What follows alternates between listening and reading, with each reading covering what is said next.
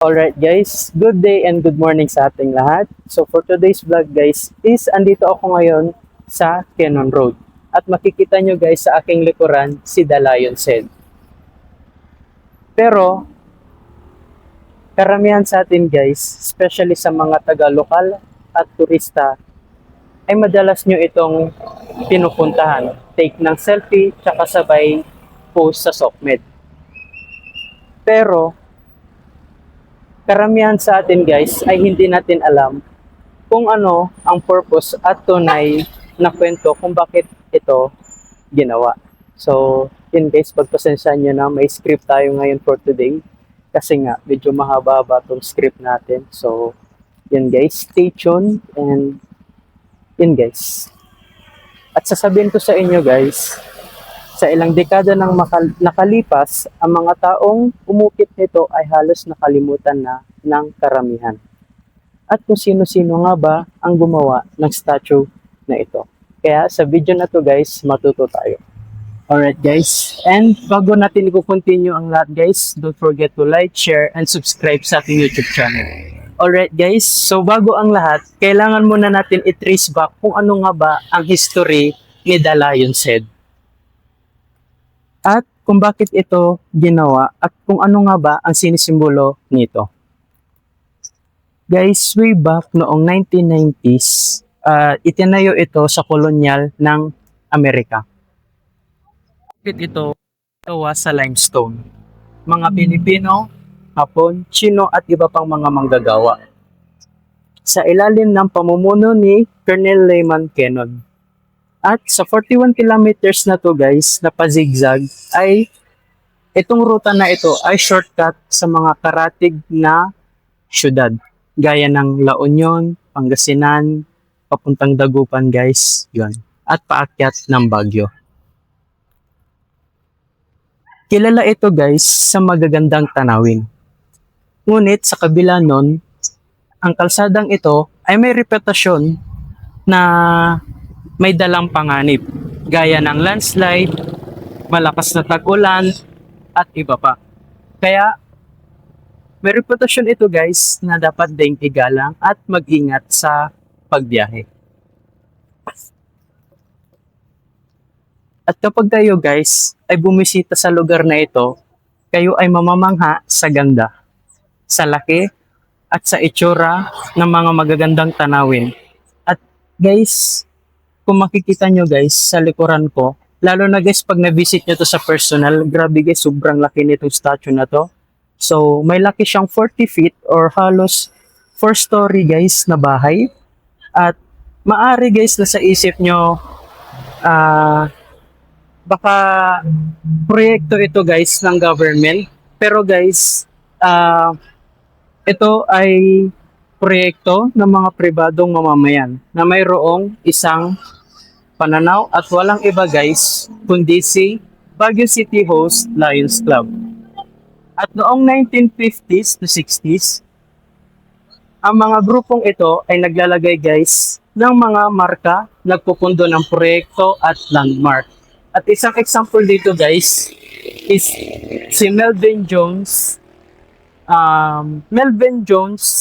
Tama ba? Melvin Jones Memorial Grandstand. So, yun yung full name niya, guys. At saka, hindi lang isa, guys, si Melvin Jones, marami pang iba. Pero, guys, sa likuran ko, kung saan located si Lions Club is napaka-special nito statue na ito. Ngunit, mas gusto nila ng mas malaki, permanent at makapangyarihan, guys, na sumisimbolo sa Lionismo. At ito, ang napili. Dahil sinisimbolo nito, guys, ito na guys, kung ano sinisimbolo nito. Kasi karamihan sa atin, pag nakikita itong statue na ito, parang simpleng statue lang. Pero guys, sa mga mas nakakaalam, ang sinisimbolo nito sa atin, lalo na sa community, is lakas, katapangan, at dedikasyon sa komunidad. Ngunit, narito ang isa pang ito guys meron pang isang detalye na nawala sa paglipas ng mahabang panahon. Ang lugar kung saan nakatayo or nakaukit itong Lion's Head guys dito sa Cannon Road ay isa siyang natural rock formation. So, ibig sabihin guys, bago pa man siya maging lion's head, na ganyan yung itsura niya guys, is ito yung napili nilang spot kasi way before back, kung babalikan natin ang history guys, is yun nga, naghahanap sila ng mas angkop sa plano nila guys na statue, which is the Sea Lion's Head. So, yun guys, napili nila itong location na to at saka nagsimula ang construction noong 1971 at noong 72 guys ay binuksan na ito at pinakilala sa publiko. Pero guys, isipin nyo ito. Sa dami ng umukit ng statue na ito, hindi man lang naipakilala at nabigyan ng parangal ang mga taong umukit nito. At especially guys, ang taong mga nagbigay ng muka sa statue na ito. Guys, ipapakilala ko sila, walang iba kundi si Reynaldo Lopez Nanyap at si Anselmo Bidayag na parehong taga Cordillera. Pero hindi nyo ba alam guys na meron pang isa sa kanila ang nagpasimula ng the iconic na Lion's Head. At siya rin ang kauna-unang naihalal na mayor ng Baguio City guys. At isa rin siyang lawyer. Guys, walang iba kundi si Luis L. Lardizabal at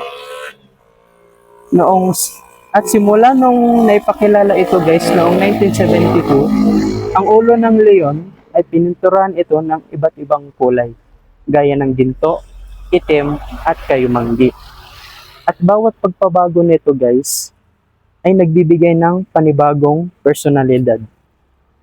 Ngunit hindi ito basta-basta lamang na pagpinta. Ito ay hanggang ngayon ang pagsisikap ng Baguio City Host Lions Club upang mapanatili ang monumento. So yun guys, kung makikita nyo guys sa likuran ko yung background ng Lion's Head, ang kulay niya is kung titignan nyo kasi sa camera guys, para siyang brown black yung kulay niya. Pero pag titignan nyo guys, kung lalapitan nyo, yung kulay niya ngayon guys is orange tapos black. Siguro pag tinamaan ko ng araw guys, mas gaganda pa yung ano niya guys, kulay niya. Talagang makikita nyo yung ano guys, totoong kulay ng statue na ito. At yun guys, throughout all our history guys, hindi nyo ba alam guys na itong Lion's Head na ito ay marami ring pinagdaanan.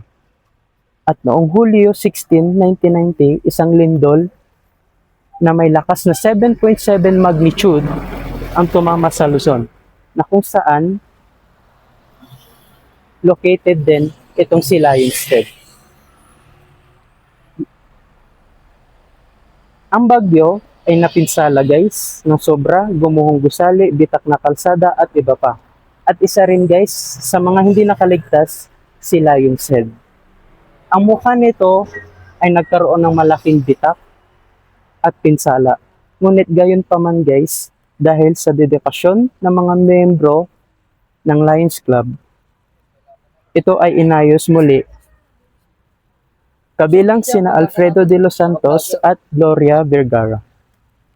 At ang panunumbalik nito ay naging simbolo ng sariling katatagan ng Baguio City. Kaya guys, kapag tinignan nyo ito, huwag nyo lamang itong tignan at picturean guys. Kundi tignan nyo rin ito sa ibang perspective, especially guys yung history ng lion na ito. Alright guys, so gaya nga nasabi ko kanina, milyon-milyong mga tao ang may larawan nito. At sa ating paglalakbay guys, alam nyo na ang kwento ng statue ng lion na ito. Kaya sa susunod na pupunta kayo sa tourist spot na to guys, dito lang sa Quezon Road, paakyat ng Baguio guys, is hindi lang ito basta ordinaryong statue. kundi makikita nyo rin ang vision ni Mayor Luis Lardizabal. At ang mga kamay guys ng mga umukit sa statue na ito ay always na alalahanin nyo guys kung gaano kalaki ang contribution nila para lang mabuo itong statue na ito na nasa likuran natin guys. Ayan. At ngayon guys, na makikita nyo sa aking likuran kahit na maraming pinagdaanan at karamihan sa atin ay hindi alam kung ano ang history, siguro kung ano nga ba ang yun nga guys, especially sa mga taong gumawa nito is yun guys, I hope na na-appreciate natin and ganun din kayong mga viewers natin. So, yun guys, bago ko end itong vlog natin guys is I encourage guys na kahit na may crisis, although limited lang yung pagka-travel natin ngayon guys. And yun din kasi guys yung isang reason kung bakit today, April lang ulit tayo makakapag-vlog and ma-upload itong video na to. So yun nga guys, ang pagkukommute kasi is especially sa mga traveler is medyo mahirap. And yun nga guys, yung mga pamasahe kasi is medyo mataas. So, kahit na ganun pa man guys, yun, hopefully guys na pag binisit nyo itong si Lions is ma-appreciate nyo guys yung ganda niya. Tsaka yung view guys dito sa Cannon Road is sobrang ganda guys. So, yun. Next time guys na pupunta kayo dito is wag nyo lang tignan at tsaka mag-take ng selfie. Keep in mind guys na basahin natin, mag-research tayo about sa history ng lion na to. And yun guys, last na to, promise. At ngayon guys, na alam na natin ang sekreto ng leong ito, I hope na may natutunan kayo. And don't forget to like, share, and subscribe guys sa ating YouTube channel.